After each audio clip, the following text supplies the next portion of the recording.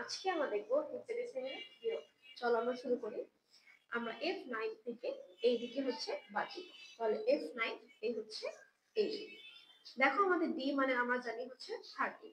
এখন আমরা 9 থেকে 13 হচ্ছে আমরা বাদ দিতে পারবো না। তাই আমরা কি করছি, এই যে উপরের সংখ্যাটার সাথে বেস 16 হচ্ছে আমরা যোগ করে দিয়েছি। আমাদের উপরের সংখ্যাটার সাথে বেস 16 যোগ করলে ওটা হয় কি আমাদের 25। তখন আমরা 25 থেকে 13 বাদ দিলে আমরা পাই কি 12। আমরা 12 এখানে লিখছি, ঠিক আছে, এটা কাটছি, কাটার একটা পরে বলছি কেন কাটা হয়েছে। 12 লিখছি, লেখার পরে আমরা কি বলছি যে যতবার আমরা হচ্ছে উপরের সংখ্যার সাথে বেস যোগ করব তার বাম পাশের সংখ্যার সাথে আমরা 1 যোগ করে দেব।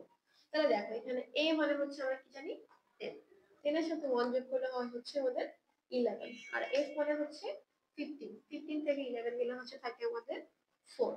তাহলে দেখো আমরা ফার্স্টে কি লিখছিলাম 4 12 দিয়ে 16, কিন্তু আমরা যেহেতু হেক্সাডেসিমাল করতেছি আমরা একটু থেকে কি লিখতে পারবো c লিখতে পারি। এই যে দেখো আমরা 4c দিয়ে 16, তাহলে আমাদের আলটিমেট অ্যানসারটা হবে হচ্ছে কি 4c বেস 16।